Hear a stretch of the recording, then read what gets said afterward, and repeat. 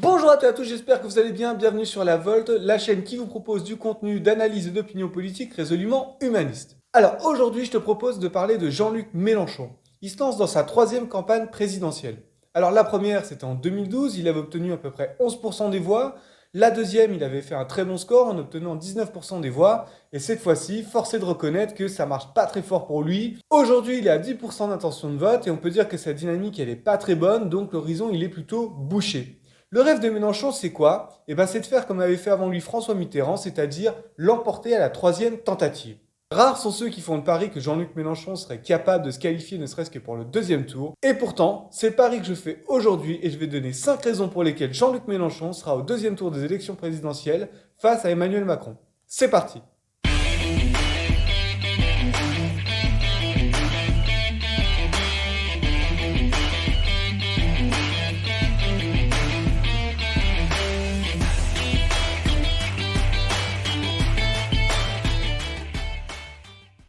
Alors, je prends juste 10 secondes pour faire ma publicité, t'inviter à t'abonner, à liker si t'aimes ce contenu, c'est la récompense pour le travail effectué. Allez, on poursuit.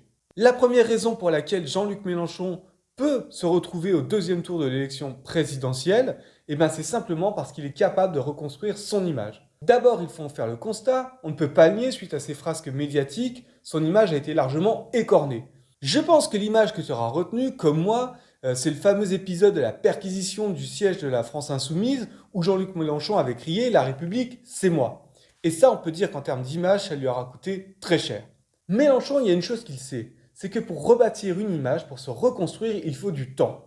Et c'est probablement cela qui explique qu'il est parti si tôt. Et rappelle-toi bien, il est parti dans des conditions particulières. Il est parti en demandant 150 000 parrainages. En faisant cela, Jean-Luc Mélenchon envoie un message. Celui que ce qui est important, ce n'est pas sa petite personne, mais c'est un plébiscite qu'il souhaite pour ses idées. D'ailleurs, c'est complètement confirmé par le changement de nom de la France Insoumise. Il a créé un mouvement maintenant qui veut appuyer sa campagne présidentielle, qui est l'Union populaire.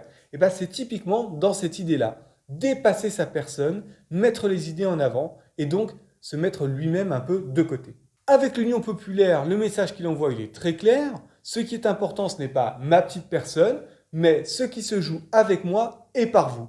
Donc on est très loin de la République, c'est moi. Et puis pour reconstruire son image, Jean-Luc Mélenchon, il peut compter sur la force de ses réseaux sociaux. Alors il a d'abord sa plateforme multimédia qui s'appelle l'Insoumission, qui est et un site et une application. Mais surtout, ce qui est important avec lui, c'est la force de ses réseaux sociaux et leur nombre. Il est quand même sur YouTube, Twitter, Twitch, Instagram, TikTok, bref, il est partout.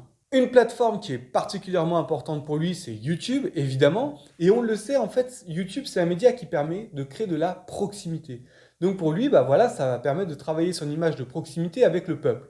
Et il a une force de frappe qui est vraiment importante sur ce média, parce qu'il a quand même 600 000 abonnés. Pour te donner un titre de comparaison, Zemmour, il en a 250 000. Donc je pense qu'avec ses outils et avec sa stratégie, Mélenchon est vraiment en capacité de reconstruire son image. La deuxième chose qui pourrait faire que Jean-Luc Mélenchon se retrouve au deuxième tour de l'élection présidentielle, et en réalité c'est une nécessité, c'est de réussir à prendre le pas sur Jadot. Alors, Jean-Luc Mélenchon à gauche, son intérêt c'est de se présenter comme le vote utile. Il faut pour ça qu'il relègue Anne Hidalgo et Jadot. Pour Jadot, c'est un petit peu plus compliqué parce qu'on voit qu'il a une dynamique qui est plus positive, même si c'est quand même pas extraordinaire, alors que Mélenchon, lui, il a perdu un point. Pour l'instant, Mélenchon est toujours devant Jadot dans les intentions de vote à gauche. Il comptait également rallier les communistes. On voit bien qu'avec la candidature de Fabien Roussel, c'est un échec. Il comptait également rallier Arnaud Montebourg, qui a dit de lui qu'il était excessivement radical et sectaire. Donc là aussi, c'est un peu compliqué, mais je pense que la faiblesse de la candidature de Montebourg va vite le faire changer d'avis. Donc la première chose à faire pour Mélenchon, c'est de grignoter sur l'électorat de Jadot et de l'emporter face à lui. Et je vais te dire comment il peut faire. D'abord, la primaire d'Europe Écologie Les Verts, vu comme elle s'est déroulée, peut jeter une partie de son électorat dans les bras de Jean-Luc Mélenchon. Et là, je pense typiquement à l'électorat de Sandrine Rousseau. Ensuite, Mélenchon, il peut attaquer sur l'aspect écologique, c'est-à-dire que je le crois capable de grignoter, d'avoir suffisamment en tout cas de crédibilité pour grignoter un peu sur l'électorat vert. Pour Yannick Jadot, ce sera beaucoup plus compliqué d'aller grignoter sur l'électorat de Mélenchon, voire impossible, parce que Mélenchon, il a vraiment une image sociale dont Jadot est complètement dépourvu. Il ne faut pas oublier que Yannick Jadot, il s'en est fallu de peu pour qu'il soit ministre de Macron, d'où ce déficit d'image. Bon, sur la capacité à gouverner, j'ai envie de dire qu'entre les deux, c'est un peu ex aequo. Yannick Jadot, il a quand même une certaine image, une certaine stature, notamment parce qu'il est député européen. Et Jean-Luc Mélenchon, lui, sa force, ça va être son programme. Il va vraiment se baser là-dessus. D'ailleurs, il va le sortir le 18 novembre. Et c'est ce qui montre qu'il est carrément prêt à gouverner maintenant. Une des différences majeures entre les deux, et ça je crois que c'est très important, c'est que Yannick Jadot, il est dans un parti. Tandis que Jean-Luc Mélenchon, lui, se revendique d'un mouvement. Et on le sait très bien, en ce moment, les partis n'ont pas le vent en poupe. Et ça peut être un caillou dans la chaussure de Yannick Jadot. Par ailleurs, parce que Yannick Jadot est dans un parti, on voit qu'il y a des lignes politiques au sein de ce parti qui s'affrontent. Et c'était vraiment le cas avec Rousseau. Cette image, elle est un peu fissurée. Son parti va manquer d'une image d'unité. Et ça aussi, c'est quelque chose qui va être compliqué à gérer pour lui. Mélenchon avec son mouvement, il n'a aucun problème de ce côté-là. Enfin, il y a une dernière chose qu'il faut noter à gauche, c'est qu'on a toujours accusé Mélenchon de créer la division.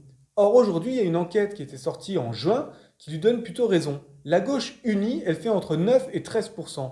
Et la gauche actuellement, elle fait 24%. Ce qui donne raison à Mélenchon, c'est qu'il s'est toujours opposé à ce qu'il appelle la tambouille politicienne. Donc je trouve plutôt bien parti et je crois sincèrement qu'il peut prendre le lead de la gauche. La troisième raison pour laquelle je pense que Jean-Luc Mélenchon peut se retrouver au deuxième tour des élections présidentielles, c'est parce que je crois qu'il sera capable de faire mentir les sondages en polarisant les débats. Alors c'est vrai aujourd'hui, la dynamique ne lui est pas favorable. Mais malgré tout, il y a une chose qu'il faut noter, c'est que ça, c'est une réalité pour l'ensemble des candidats de gauche. Alors comment Mélenchon peut-il s'imposer? En polarisant le débat, il a commencé à le faire en s'opposant à Zemmour.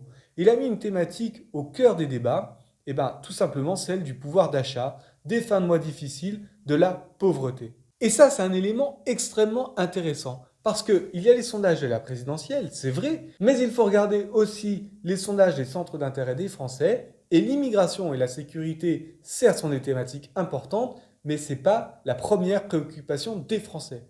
La première préoccupation des Français, c'est le pouvoir d'achat. Ça, Jean-Luc Mélenchon, il l'a bien compris.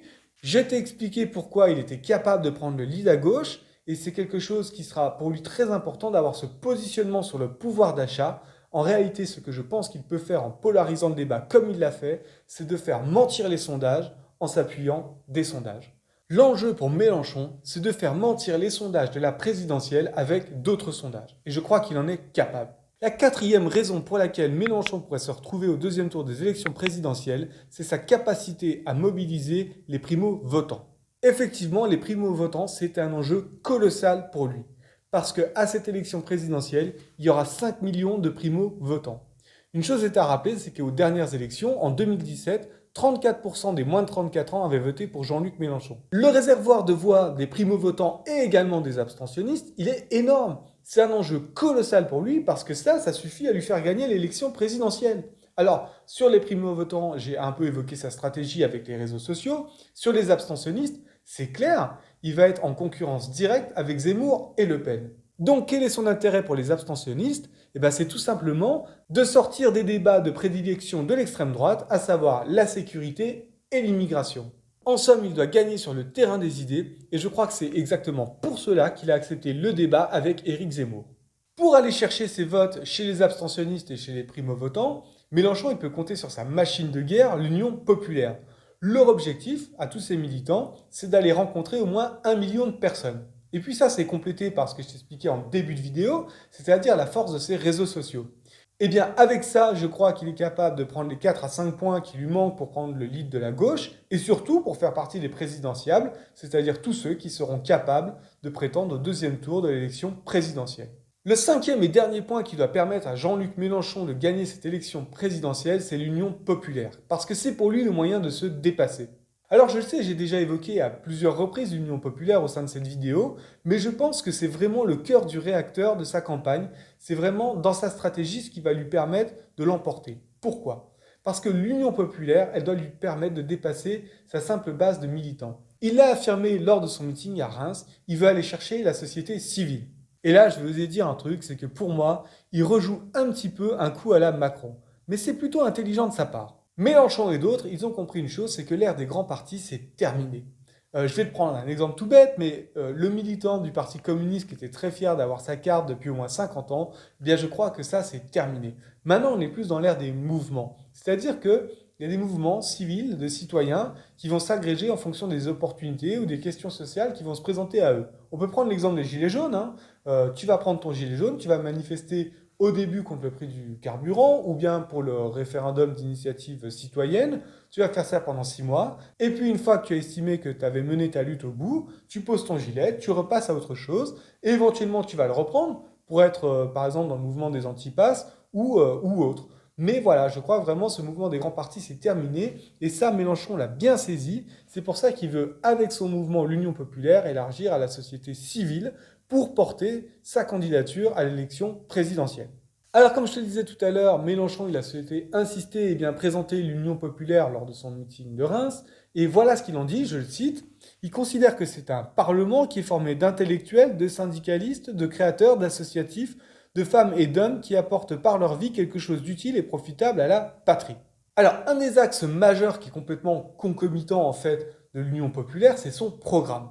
L'avenir en commun, c'est une version revisitée qui sera présentée le 18 novembre. Et ça, je pense que c'est très intelligent de sa part, parce qu'il sait que dans son programme, il y a des idées qui peuvent fédérer largement.